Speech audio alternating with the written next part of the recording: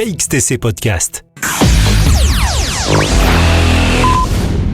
En février 2022 est sorti son dernier livre en date, La Strega, traduction La Sorcière, paru aux éditions Ex Aequo. Nous avons demandé son petit résumé traditionnel à Anne Bartel, son auteur.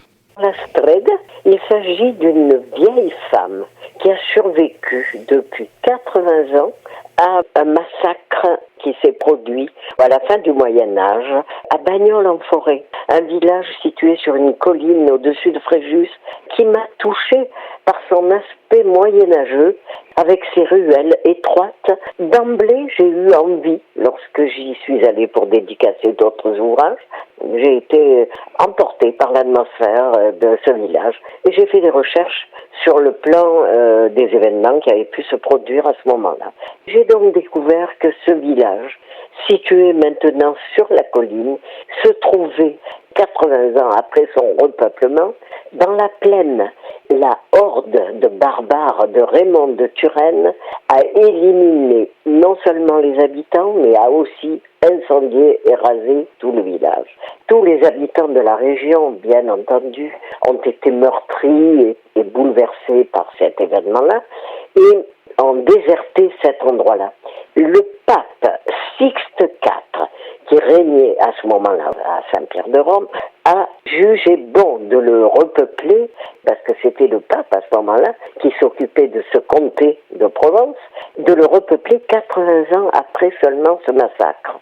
Il décide donc d'envoyer 33 familles de migrants italiens. Alors à l'époque on disait, ils venaient de la province d'Imperia, de Pieve di Teco. C'est un petit village qui domine la mer entre forêt de châtaigniers et mer.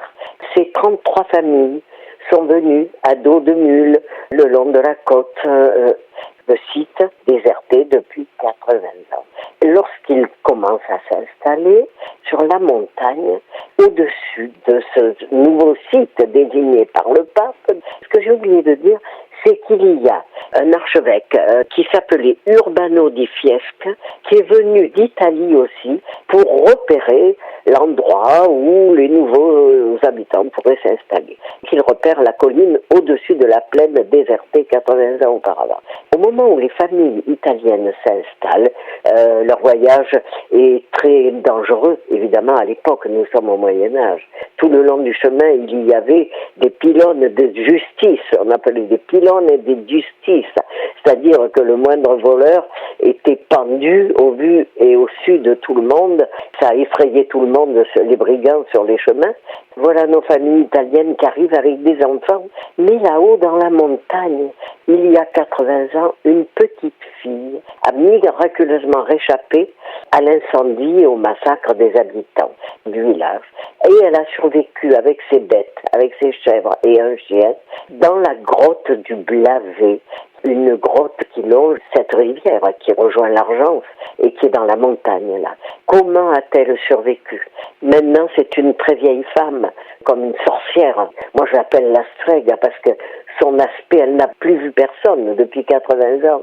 Donc, cette femme qui a cet aspect effrayant, plus de dents, très âgée, elle approche les 90 ans, apparemment, découvre une petite fille italienne qui ne comprend pas la langue, qui la touche.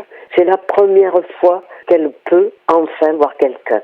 Il faut vraiment découvrir comment elle se rencontre. Voilà-t-il pas que cette vieille femme, c'est une histoire de transmission. Alors non seulement ces femmes qui possédaient des connaissances, parce qu'elle a survécu, pour quelle raison a-t-elle survécu? Parce qu'elle avait des connaissances, et elle a des connaissances parce qu'elle les a découvertes jour après jour, avec quelques souvenirs d'enfance évidemment. Donc elle n'a vécu que de plantes et de baies sauvages pendant 80 ans. Elle ne s'est soignée aussi que de cette façon-là.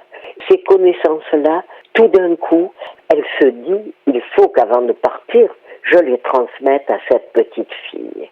Mais avec son aspect et ses connaissances, la petite fille grandit, elle commence à apprendre, mais c'est très mal vu par les autres habitants, évidemment. C'est pas possible qu'une femme dispose de telles connaissances. Qu'est-ce qu'il va se passer? La Strega, on va les traiter comme des sorcières. Après j'aimerais cette histoire de transmission, de séduction. Cette petite Italienne qui est d'une beauté remarquable. Alors, entre la vieille qui possède des connaissances et cette petite, vous pensez bien qu'il y avait de quoi faire des jaloux chez tous ces gens un petit peu quelconques. Que vont-elles devenir au fil des pages de mon roman? J'aimerais aussi insister sur le fait que j'ai beaucoup écrit, toujours, pour défendre les femmes au cours de l'histoire, depuis mon premier livre jusqu'au dernier, je crois, excepté dans Les enfants de personne, un livre où c'est un homme qui en est le héros. J'aime bien défendre cette cause féminine, cette cause d'évolution au cours des années, des siècles même. Et puis, la transmission. Moi-même, j'essaie de transmettre à mes petits-enfants. Je pense que c'est très important de savoir que déjà, à l'époque, la transmission n'était pas toujours très bien vue. Et surtout à cette époque-là. KXTC Podcast.